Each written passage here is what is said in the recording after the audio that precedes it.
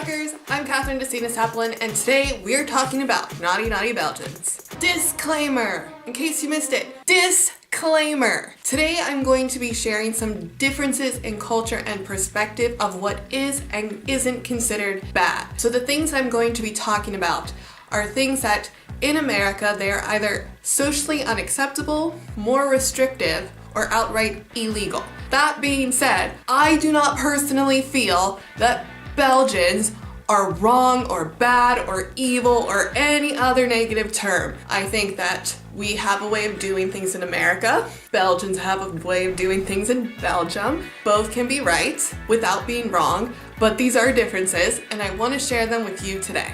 Number one, prostitution. And I want to put a little disclaimer with this one because prostitution is legal in Nevada. Just for the people out there.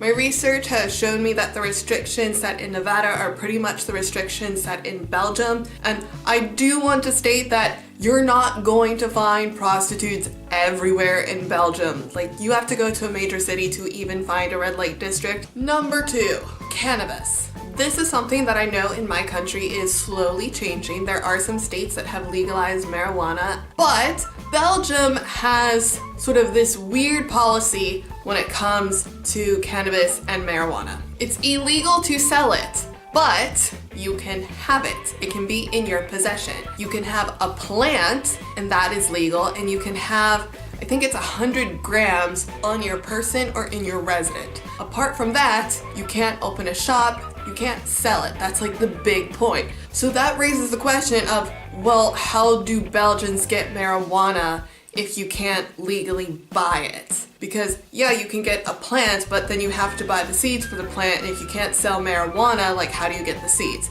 The answer is the Netherlands. From where I live on the little French to Belgian border to the Netherlands is a 3-hour trip. So yeah, if you really wanted your marijuana, you could just drive up there, go buy a plant, plant it in Belgium, and then hey, you'll have weed. Number three, swearing. Things don't get censored here. You can listen to the radio and all the songs are going to be the original uncensored version songs. It doesn't matter what words they use. So you'll hear the N-word dropped, the F-bomb dropped, all the bad words that you're not allowed to say, like at dinner at grandma's house. Just, they're there. What's really interesting about this is that it happens in the language of that country and in English. For me, there's no emotional attachment to the swear words in, say, Dutch or even French, but it's weird when you're like driving along and all of a sudden you hear like the F-bomb drop, like, oh my gosh, like it's shocking because you're not used to it. TV is pretty much the same way. Over here, they don't really censor it, versus in America, it's censored, but there are regulations based on whether it's private or public and the time of day that the show is running. So that's really different, but it's so interesting. I really want to know why they aren't censored. I don't know.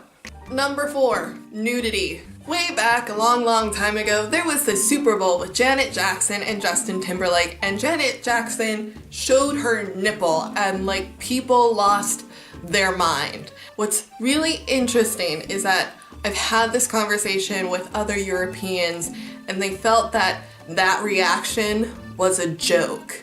And no, it wasn't. There were people who were genuinely upset about Janet Jackson showing her nipple. And this isn't just Belgium, this is Europe in general, where like you can see women's breasts. Like I've seen them on the news. The breasts of a woman, the man of a breast, there isn't a difference.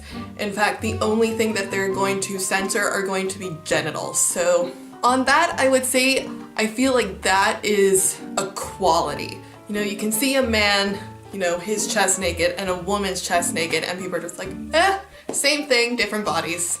So for this one, I really like it.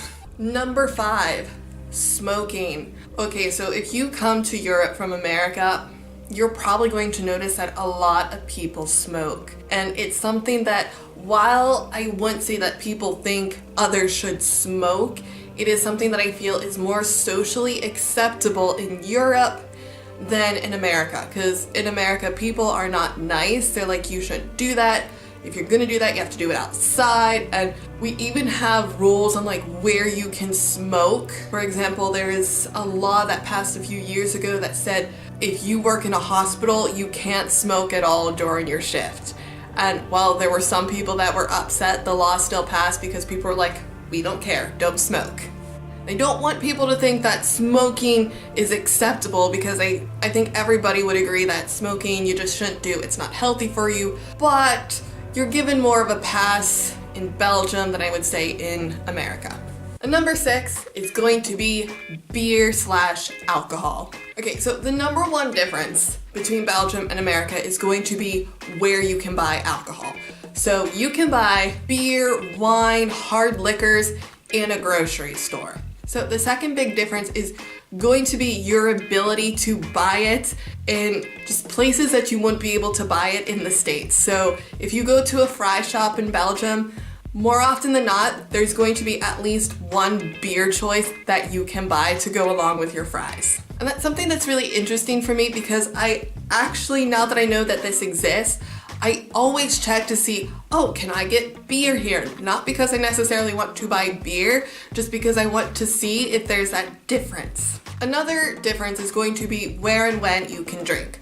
This is something that is particular to beer. If you go around drinking hard liquor, that's not going to be acceptable, and you might actually be stopped by the police. But like if you're walking the streets just drinking a beer, that's really considered acceptable. In America, that's not socially acceptable, and the first time I saw that, I was really shocked, and I went home and talked it over with my husband, because I was thinking, are they breaking the law? I think they're breaking the law.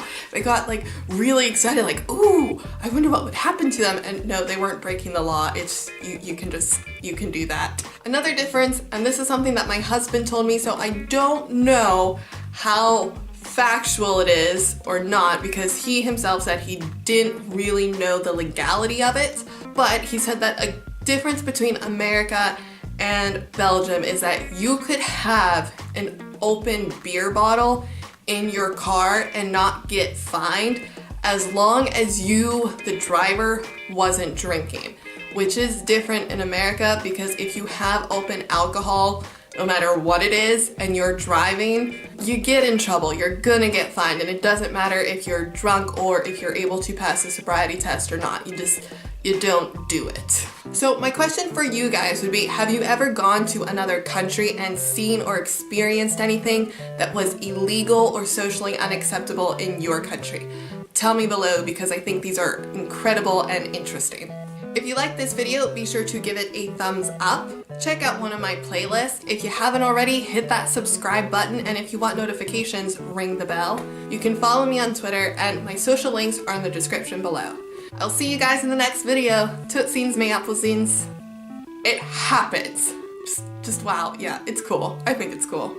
So yeah, that's something that's very interesting. It's something that's interesting. I've been to the one in Ghent. It is really interesting.